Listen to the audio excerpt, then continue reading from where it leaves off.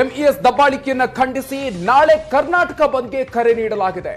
ನಾಳಿನ ಈ ಕರ್ನಾಟಕ ಬಂದ್ ಸಕ್ಸಸ್ ಆಗುತ್ತಾ ಇಲ್ವಾ? ಸುವರ್ಣ ನ್ಯೂಸ್ ನಲ್ಲಿ ಕರ್ನಾಟಕ ಬಂದ್ನ ಕಂಪ್ಲೀಟ್ ಕವರೇಜ್ ನಿಮ್ಮ ಮುಂದೆ ಇಡ್ತಾ ಇದ್ದೀವಿ.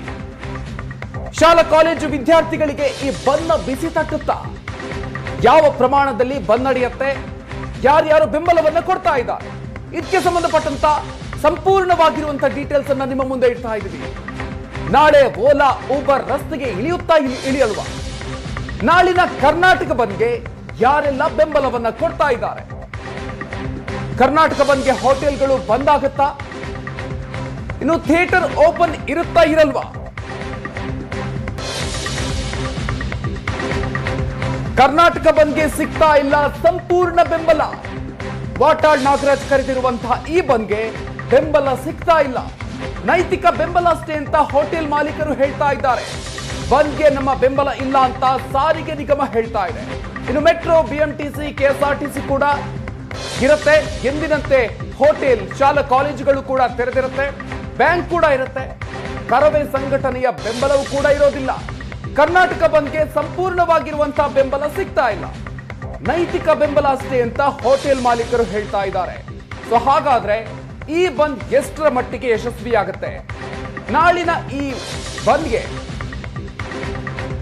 ಸಾರಿಗೆಯಲ್ಲಿ ಯಾವೆಲ್ಲ ರೀತಿಯಲ್ಲಿ ವ್ಯತ್ಯಾಸ ಉಂಟಾಗುತ್ತೆ? ಶಾಲಾ ಕಾಲೇಜುಗಳು ಎಂದಿನಂತೆ ಇರುತ್ತೆ. ಅದರ ಜೊತೆಗೆ ಹೋಟೆಲ್ ಮಾಲೀಕರ ಸಂಘಟನೆಗಳು ಕೂಡ ಈಗ ಈ ಬಂದ್ಗೆ ಸಂಬಂಧಪಟ್ಟಂತೆ ನಿರ್ಧಾರವನ್ನು ತೆಗೆದುಕೊಂಡಿದ್ದು ತಮ್ಮದು ನೈತಿಕ ಬೆಂಬಲವಷ್ಟೇ ಅನ್ನುವಂಥ ವಿಚಾರವನ್ನು ಹೇಳಿದೆ. ಸೊ ಹೀಗಾಗಿ ನಾಳೆ ನಡೆಯುವಂತ ಈ ಬಂದ್ ಎಷ್ಟರ ಮಟ್ಟಿಗೆ ಸಕ್ಸಸ್ ಆಗುತ್ತೆ?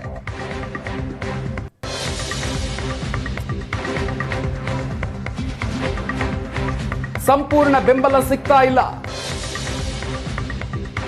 ಅನೇಕ ಸಂಘಟನೆಗಳು ನಮ್ದು ಕೇವಲ ನೈತಿಕ ಬೆಂಬಲ ಅಷ್ಟೇ ಅನ್ನುವಂಥ ವಿಚಾರವನ್ನು ಹೇಳ್ತಾ ಇದೆ.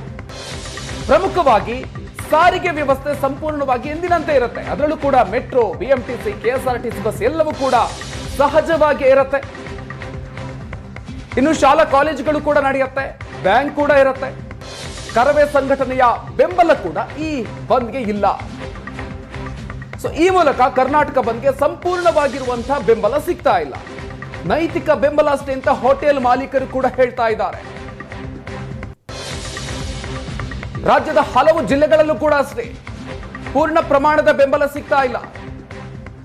ಹಲವು ಜಿಲ್ಲೆಗಳಲ್ಲಿ ಎಂದಿನಂತೆ ಸಹಜ ಜನಜೀವನ ನಡೆಯುವಂತಹ ಸಾಧ್ಯತೆ ಹೆಚ್ಚಾಗಿದೆ.